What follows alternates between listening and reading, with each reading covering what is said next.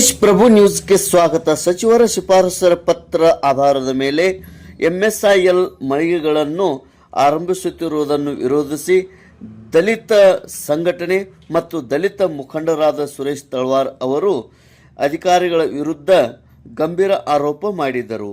ಇಂದು ಚಿಕ್ಕೋಡಿಯಲ್ಲಿ ಬೃಹತ್ ರ್ಯಾಲಿ ಮಾಡುವ ಮೂಲಕ ಮನವಿಯನ್ನು ಸಲ್ಲಿಸಿದರು.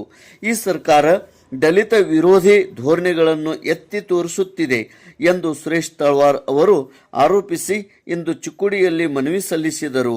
ಅಕ್ವ್ಯಾಟ್ ಎಂಎಸ್ಐಎಲ್ ಸರಾಯಿಸುವುದನ್ನು ವಿರೋಧಿಸಿ ಅವರು ರಕ್ಷಿತ್ ಕ್ರಾಸ್ ಬಳಿ ಜಿಟಿ ಬಾರ್ ಇದ್ದು ಸಾಲ ಖರ್ಚು ಮಾಡಿ ಈ ಒಂದು ಉದ್ಯಮಿಯನ್ನು ಪ್ರಾರಂಭಿಸಿದ್ದೇವೆ.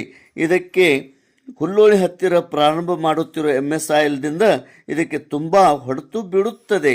ಇದರಿಂದ ಉದ್ಯೋಗ ಮತ್ತು ವ್ಯಾಪಾರ ಕಳೆದುಕೊಂಡು ನಷ್ಟ ಅನುಭವಿಸಬೇಕಾಗುತ್ತದೆ.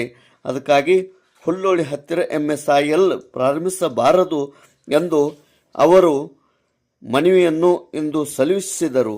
ಅದೇ ರೀತಿ ಪತ್ರಿಕಾಗೋಷ್ಠಿ ನಡೆಸಿ ಪತ್ರಿಕಾಗೋಷ್ಠಿಯಲ್ಲಿ ತಮ್ಮ ಮಾಹಿತಿಯನ್ನು ತಿಳಿಸಿದರು. ದೇಶ್ ಪ್ರಭು ನ್ಯೂಸ್ ಚಿಕ್ಕೋಡಿ.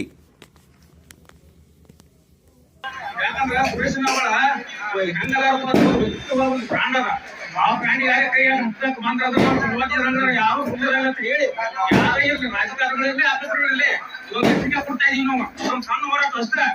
ಏನಾರ ಅವ್ರು ಏನಾರೇ ಮುಂದೆ ಮಾಡ್ತೇವೆ ವಾದ ಮಾಡ್ತೇವೆ ಮಾಡ್ತೇವೆ ಅನಾವ್ರು ಏನ್ರೆ ಕೆಂಪಾಗ ಬಂದ್ರೆ ಅಂದ್ರೆ ಇಡೀ ರಾಜ್ಯದ ಚಲುವಳಿ ಜನಾಂಗದ ಹೋರಾಟ ಮಾಡ್ತೇವೆ ಅಂತ ಎಚ್ಚರಿಕೆ ಕೊಡ್ತಾ ಇದ್ದೀನಿ. ಜೈ ಭೀಮ್. ನಮ್ಮ ಒಬ್ಬ ನಾಯಕರು ಅಂತ ಸುರೇಶ್ ತಳವಾರಲ್ಲಿ ಇನ್ನ ಅಂತ ನಾಯಕರಲ್ಲಿ ಮೂರ್ಖಪ್ಪ ಮಾಡಿದ್ರೆ ಈ ದಲಿತರು ಯಾರಿಲ್ಲ. ಇಂಥ ಉದ್ದೇಶಕ್ಕೆ ಕೆಲ ಒಂದು ಅಧಿಕಾರಿಗಳ ಕೆಲವೊಂದು ರಾಜಕಾರಣಿಗಳ ಗುಣ ಇಡ್ಬೇಕಾದ್ರು. ಆದ ಕಾರಣ ಈ ಸ್ಟ್ರೈಕ್ ಮುಖಾಂತರ ಆ ಭ್ರಷ್ಟ ಅಧಿಕಾರಿಗೆ ನೇರವಾಗಿ ಭ್ರಷ್ಟ ಅಧಿಕಾರಿಗೆ ನಾವು ಒಂದು ಎಚ್ಚರಿಕೆ ಕೊಡ್ತಾ ಇದ್ದೀವಿ. ನೀವು ಏನು ಕಾನೂನು ಉಲ್ಲಂಘನೆ ಮಾಡಿ ಅದು ಎಂಎಸ್ಐನ ಪರವಾನಿಗೆ ಪಡೆಯಿರಿ.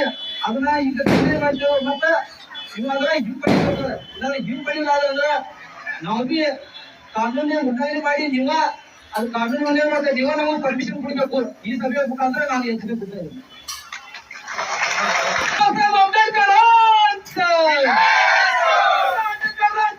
ಸಂದೇಶ ಸಮಿತಿ ಭೀಮವಾದಕ್ಕೆ ದಲಿತ ನಾಯಕರನ್ನು ಕುಗ್ಗಿಸುತ್ತಿರುವ ಭ್ರಷ್ಟ ಅಧಿಕಾರಿಗಳಿಗೆ, ದಲಿತ ನಾಯಕರನ್ನು ಕುಗ್ಗಿಸುತ್ತಿರುವ ರಾಜಕಾರಣಿಗಳಿಗೆ, ಅಧಿಕಾರಿಗಳಿಗೆ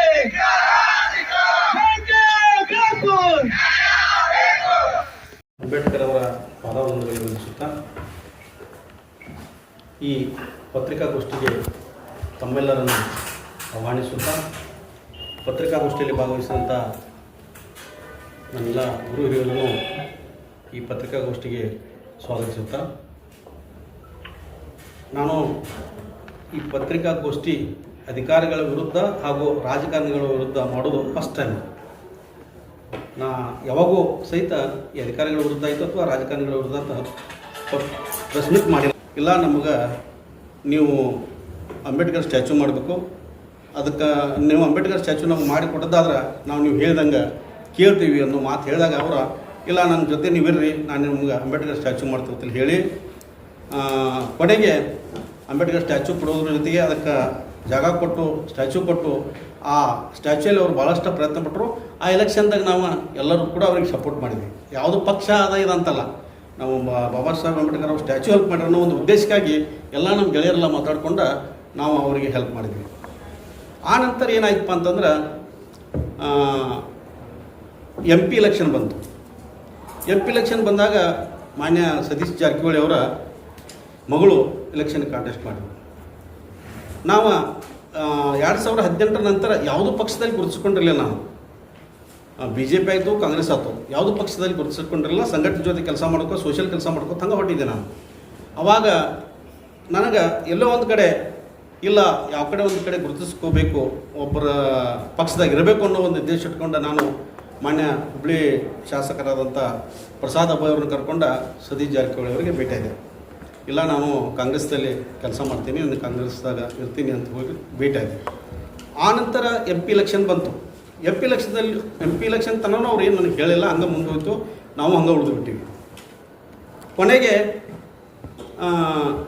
MP ಎಲೆಕ್ಷನ್ ಬಂದಾಗ ಮತ್ತೆ ಕರೆಕಚ್ಕೊಟ್ರು ಅವ್ರನ್ನ. ನಾವು ಹೋದಾಗ ಹೇಳಿ ನಾನು ಇಷ್ಟು ದಿವಸ ನಿಮ್ಮ ಜೊತೆ ಇರ್ತೇನೆ ಅಂದರೂ ನನಗೇನು ಮಾಡಲಿಲ್ಲ ನೀವು. ಅದಕ್ಕೆ ಈಗಾದರೂ ಸಹಿತ ಪಕ್ಷದಾಗ ಯಾವುದಾರ ಒಂದು ಸ್ಥಾನಮಾನ ಕೊಟ್ಟರೆ ನನಗೆ ಕೆಲಸ ಮಾಡೋಕೆ ಅನುಕೂಲ ಆಗ್ತೈತಿ ಅಂತೇಳಿ ಹೇಳಿದಾಗ ಆಯಿತು ನಾವು ಏನಾರು ಮಾಡೋಣ ಅಂತ ಹೇಳಿ ನಾ MP ಒಳಗೆ ಎಲೆಕ್ಷನ್ ಅಂದರೆ ಭಾಳ ಮೈಮೇಲೆ ತೊಗೊಂಡು ಮಾಡಿದೆವು. ಸ್ವತಃ ಸತೀಶ್ ಜಾರಕಿಹೊಳಿನ ನಮ್ಮ ಊರಿಗೆ ಕರೆಸಿ ದೊಡ್ಡ ಕಾರ್ಯಕ್ರಮ ಮಾಡಿ ಜನರೆಲ್ಲ ಸೇರಿಸಿ ಭಾಳಷ್ಟು ದೊಡ್ಡ ಕಾರ್ಯಕ್ರಮ ಮಾಡಿದ್ವಿ. ಆ ನಂತರ ಬೆಳಗಾವಿಯಿಂದ ಎಷ್ಟೋ ಜನ ನಮ್ಮ DSS ಲೀಡರ್ಗಳು ಬಂದರು. ನಮ್ಮ ಹೋಟೆಲ್ದಲ್ಲಿ ಅವ್ರು ಇರಾಕ್ ವ್ಯವಸ್ಥೆ ಮಾಡಿ ಅಲ್ಲೇ ಎಲ್ಲ ಪ್ರೆಸ್ ಮೀಟ್ ಮಾಡಿ ಅವ್ರು ಊಟದ ವ್ಯವಸ್ಥೆ ಮಾಡಿ ಜೊತೆಗೆ ಒಂದು ಗಾಡಿ ಮಾಡ್ಕೊಂಡು ನಮ್ಮ ದಲಿತ ಸಂಘಟನೆ ಎಲ್ಲ ಹಿರಿಯರನ್ನು ಕರ್ಕೊಂಡು ಪೂರ್ತಿ ಎಲ್ಲ MP ಕಾನ್ಸ್ಟಿಟ್ಯೂನ್ಸಿ ಎಲ್ಲ ತಿರುಗಾಡಿ ನಾನು ಪ್ರಚಾರ ಮಾಡಿದೆ. ಪ್ರಚಾರ ಮಾಡಿದ ನಂತರ ರಿಸಲ್ಟ್ ಆಯಿತು, ಎಲ್ಲ ಆಯಿತು. ಆ ನಂತರ ಸಹಿತ ನಮ್ಮನೇನವರು ಪಕ್ಷದಾಗ ಕರ್ಕೋಬೇಕು ಗುರುತಿಸ್ಬೇಕಂತ ಮಾಡಲ್ಲ.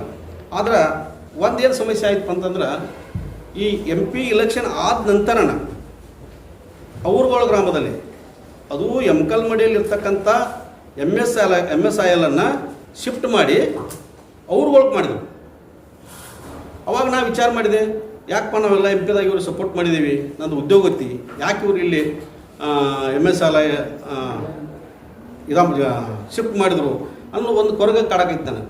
ಇಷ್ಟೆಲ್ಲ ನಾವು ಅನುಕೂಲ ಮಾಡಿದ್ರು ಸಹಿತ ಹಿಂಗೆ ಮಾಡಿರಲ್ಲ ಅಂತ ಹೇಳಿ ಅದು ಎಮ್ಕಲ್ಮಡಿಯಿಂದ ಹುಕ್ಕೇರಿ ಕಾನ್ಸ್ಟಿಟ್ಯೂನ್ಸಿಗೆ ಶಿಫ್ಟ್ ಮಾಡಿದ್ರು. ಅದು ಸಹಿತ ನನ್ನ ಹೋಟೆಲ್ ಭಾಳಷ್ಟು ಅನಾನುಕೂಲ ಆಗೈತಿ.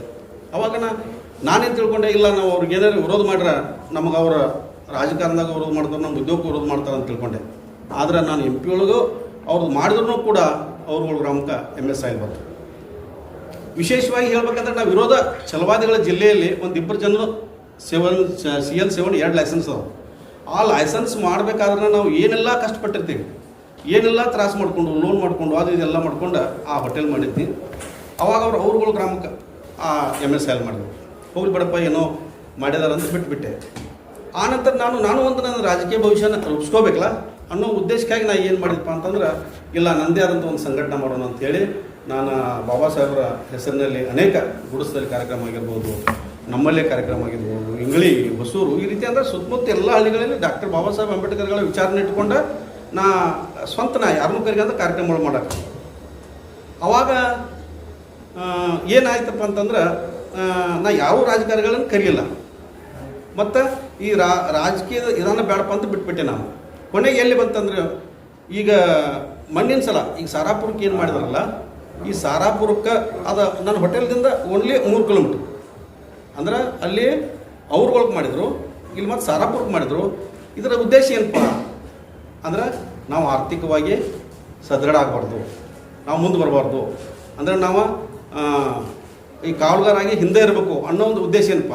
ಅದಕ್ಕೆ ನನಗೇನಾಯ್ತಪ್ಪ, ನಾ 2 ಸಲ ನಮ್ಮ ಸಮಾಜದ ಹಿರಿಯರಾದಂಥ ಮಹಾವೀರ್ ಮೋತಿ ಅವ್ರಿಗೆ ಹೇಳಿದೆ, ನಮ್ಮ ಹಿರಿಯರಾದಂಥ ಮಲ್ಲೇಶ್ ಚೌಳೆ ಅವ್ರಿಗೆ ಹೇಳಿದೆ, ನಾನೊಬ್ಬ ಛಲವಾದಿ, ನೀವು ಮಣ್ಣು ಬೆಳಗಾವದಲ್ಲಿ ಅವ್ರು ವಹಿಸ್ಕೊಂಡು ಪ್ರೆಸ್ ಮೀಟ್ ಮಾಡಿದ್ರಿ, ಅದಕ್ಕೆ ನನಗೂ ಅನ್ಯಾಯ ಆಗೈತಿ, ಅವ್ರ ಜೊತೆ ಮಾತಾಡ್ರಿ ಅಂತ ನಾ ಫೋನ್ ಮಾಡಿ ಹೇಳಿದೆ.